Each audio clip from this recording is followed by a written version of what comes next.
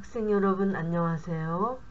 오늘은 제12과 로마의 가옥, 촌락, 그리고 오락과 관계된 보캐뷸러리를 살펴보겠습니다. 잠시 기도할게요.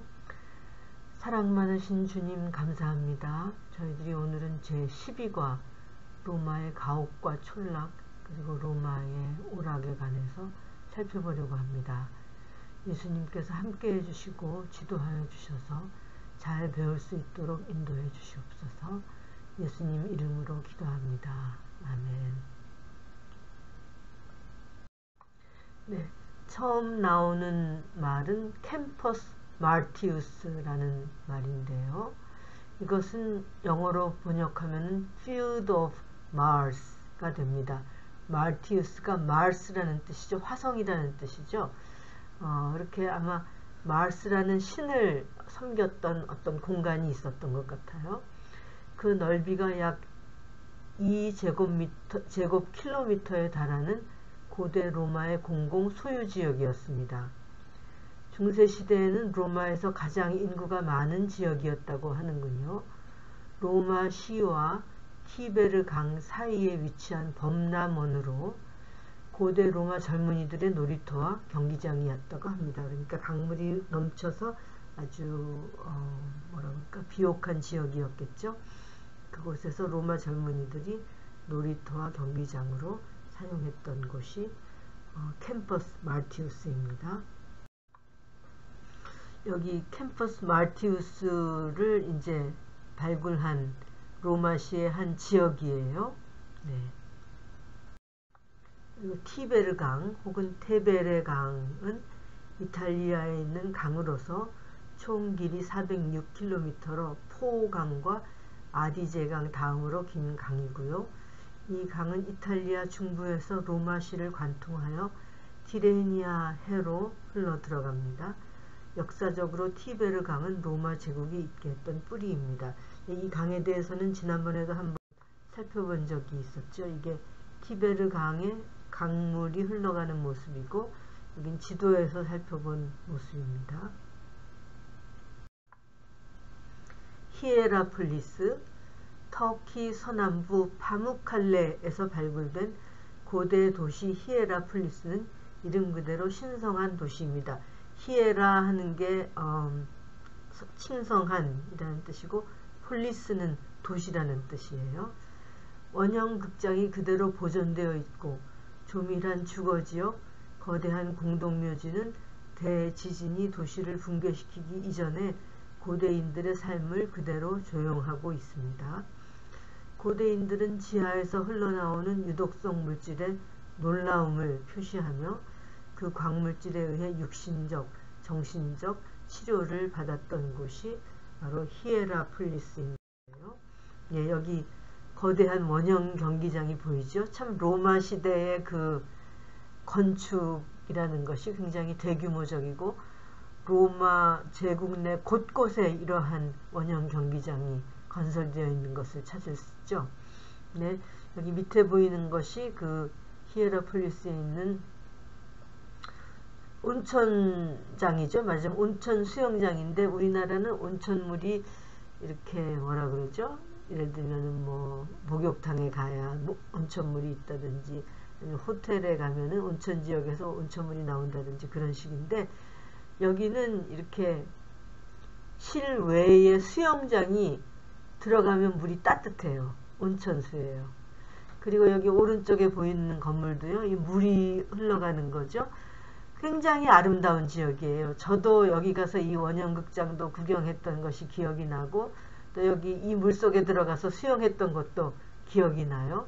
그리고 이곳에서 굉장히 맛있는 그 음식점에 들어가서 식사했던 기억도 나는데요.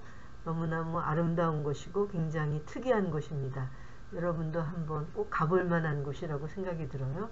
이 히에라폴리스의 온천물에 관한 내용이었고요. 팔라이스트라는 고대 그리스의 레슬링 학교 또는 연습장이라고 합니다. 이 체육 훈련장에서는 너무 큰 공간을 필요로 하지 않는 번투나 레슬링 등의 훈련을 실시했다고 하고요.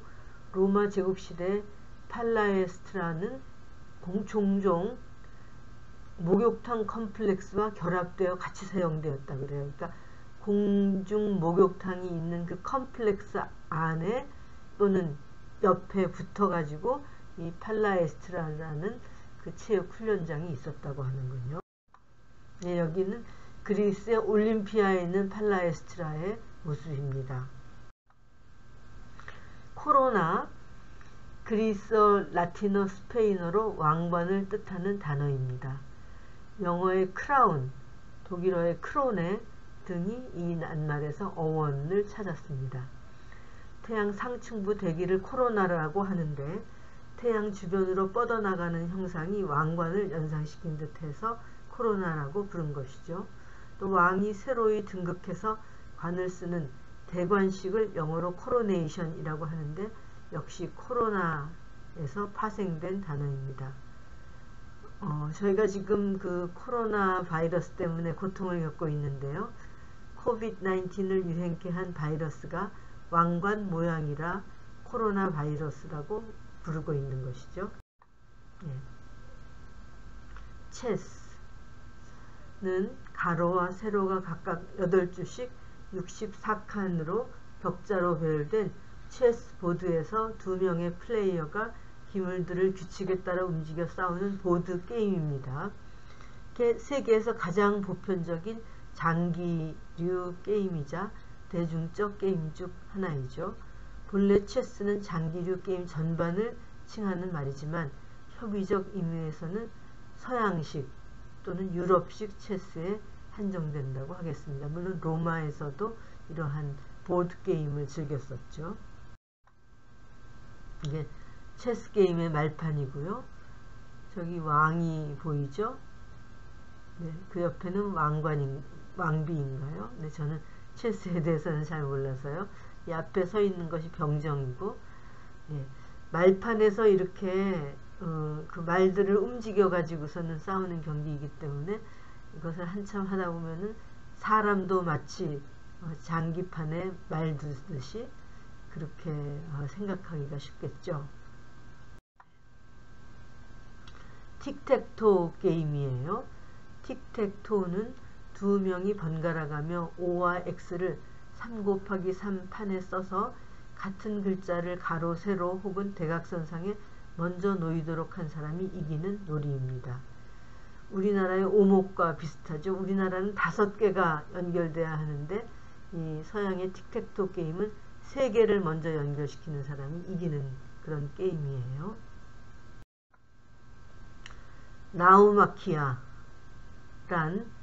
로마 고대 시대의 대규모의 해전으로 투기장에 물을 채워놓고 그 위에서 진행된 일종의 모의 해전이죠. 여기 나우 하는 게 그 바다라는 뜻이죠. 네이비라고 해군이라고 그러죠. 또 마키아는 전쟁이라는 뜻이에요. 그래서 해전이 나우마키아죠.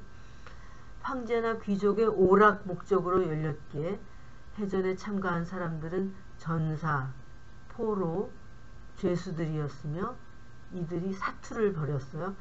모의 해전이라고 하면은 우리가 얼핏 생각하기에는 무슨 물을 가둬놓고서는 물총을 쏘든지 아니면은 물대포를 쏘든지 이렇게 게임을 하는 걸로 생각하기가 쉬운데 이것은 그 황제나 귀족들이 자기들의 오락의 목적으로 죄수들이나 포로들을 데려다가 실제로 그들이 싸움을 벌이는 그런 해전이었어요. 그러니까는 참가하는 사람들은 목숨을 걸고 싸우는 거였죠. 기원전 46년 율리우스 카이사르가 전승을 기념하여 시작했는데 가장 유명한 수상모의 해전은 클라디우스 황제가 거행한 것으로 1만 9천 명이 참가한 것으로 알려지고 있고요. 또 네로와 티투스 황제도 이를 거행했다고 합니다. 여기 나우마키아의 모습을 그림으로 그린 거죠. 실제로 막 물에 빠져서 허우적거리고 창과 활을 가지고 실제로 싸우고 불을 질러서 상대편 배에 불을 질러서 불이 나도록 하고 이렇게 정말 이 죄수들이나 포로들이 그 정말 싸움을 붙여놓은 이 판에 사투를 벌이는 것을 보고 이 로마의 시민들과 귀족들이 관중석에 앉아서 그거를 즐기고 있는 그런 모습이에요. 얼마나 사람이 정말 잔인했고 얼마나 잔인한 데까지 내려갈 수 있는가 하는 것을 정말 엿볼 수 있는 그런 대목이죠. 로마 사람들은 굉장히 잔인했구나 하는 생각이 들어요. 그래서 기독교인들을 박해할 때에도 맹수들에게 그들을 던져가지고 그 정말 맹수들에 의해서 죽어가는 모습을 관중석에 앉아서 보면서 즐기는 그런 모습과 똑같은 정신이 아닌가 생각이 되네요. 아홉 번째 말은 둥근 기화, 펜타일이라고 영어로는 하는데요. 우리말로 굳이 번역하자면 걸침기화, 둥근기화 또는 외기화라고 합니다. 이 기화들은 S 모양의 기화예요. 여기 그림에서 보면 알겠지만은 S 모양으로 생겼죠. 그래서 이렇게 고대 로마의 가옥에는 이 둥근 기화가 사용됐다 그러는데요. 보니까는 이 밑에서부터 쭉 이어나가야 되겠죠. 그래서 물이 밑으로 흘러나고 실내 안으로는 들어오지 않게 하고 또 위쪽으로 이렇게 이어나가면서 S자의 모양이 걸쳐서 나가고 했기 때문에 걸침기화라고도 했던 것 같습니다. 이런 기화를 이제 고대 로마의 가옥의 지붕을 잇는데 사용했다는 기록이 나타납니다. 마지막 단어는 베데스다 연못인데요. 이것은 신약 성경에 나오는 예루살렘에 위치한 연못입니다. 신약 성경 요한복음 9장에 나타나는데요. 이 요한복음에 따르면 베데스다는 양의 문이라는 고대 시대 예루살렘 성에 성문이 있었는데 그 문 곁에 위치하며 그 둘레에는 5 행각이 있는데 거기에서 수많은 병자들이 물의 움직임을 기다렸다고 해요. 이건 하나의 전설이었죠. 실제가 아니고. 이는 천사가 가끔 못에 내려와 물을 움직이게 하는데 움직인 후에 제일 먼저 입수한 사람은 어떤 병에 걸렸든지 낫게 되었기 때문이라는 그 전설이 있었습니다. 그런데 하루는 예수님께서 이 베데스다 못에 가셔서 거기서 38년 된 병자를 만나시고 그를 고쳐주시는 그러한 광경이 요한복음 9장에 나타납니다. 이것을 그 장면을 그림으로 그린 것이죠. 여기 연못이 있고 여기 행각이 있고 지금 이 사람이 일어나지 못하고 누워서 38년이 된 그런 환자였는데 예수께서 내가 낫고자 하느냐 물으시고 이 사람을 일으켜서 완전히 고쳐주시고 회복해 주시는 그러한 광경입니다. 네, 학생 여러분 수고 많았습니다. 클래스에서 만날게요.